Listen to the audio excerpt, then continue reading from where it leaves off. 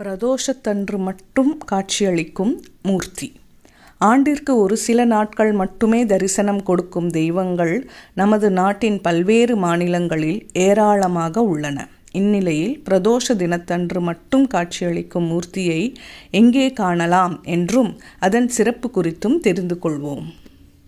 எங்கே இருக்கிறார்? கடலூர் மாவட்டம் மேலக்கடம்பூரில் உள்ள அமிர்தகடேஸ்வரர் கோயிலில்தான் பிரதோஷ தினத்தன்று மட்டும் காட்சியளிக்கும் ரிஷப தாண்டவ மூர்த்தியை காண முடியும். பார்க்கடலில் இருந்து பெறப்பட்ட அமிர்தத்தை தேவர்கள் விநாயகரை வணங்காமல் அருந்திட சென்றனர். அதனால் தேவர்களுக்கு பாடம் கற்பிக்க விரும்பிய விநாயகர் அமுத கலசத்தை தன் கையில் எடுத்து இத்தலத்தின் வழியாக சென்றபோது கலசத்தில் இருந்த அமிர்தத்தில் ஒரு துளி தரையில் விழுந்தது.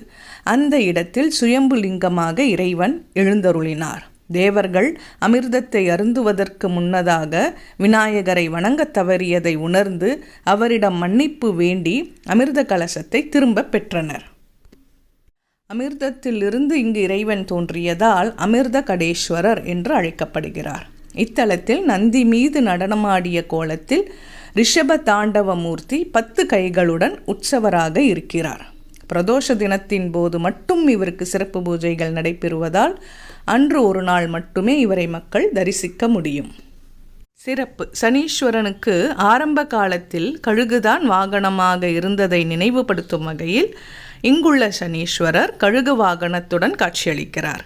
இராமாயண காலத்திற்கும் முற்பட்டவர் இந்த சனீஸ்வரர் என்று கோயில் வரலாறு கூறுவது சிறப்பாகும். நவகிரகங்கள் ஒவ்வொன்றும் தங்களுக்குரிய நாளில் இங்கு சிவபெருமானை வழிபடுவதால் அந்தந்த கிரகங்களுக்கு உகந்த நிறங்களில் இறைவனுக்கு வஸ்திரம் அணிவிப்பது இக்கோயிலின் தனி சிறப்பாகும். திருமண தோஷம், புத்திர தோஷம் உள்ளவர்கள் அம்மனுக்கு மஞ்சள் கிழங்கு வளையல் படைத்து தோஷம் நீங்க பெறுவார்கள்.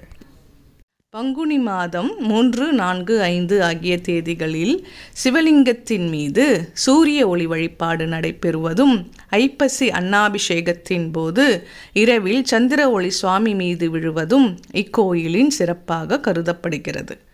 10 கைகளுடன் நந்தி மீது நடனமாடும் ரிஷப தாண்டவ மூர்த்தியை எங்கே தரிசிக்கலாம் என்பதை எல்லோரும் அறிந்திட செய்யுங்கள். நன்றி.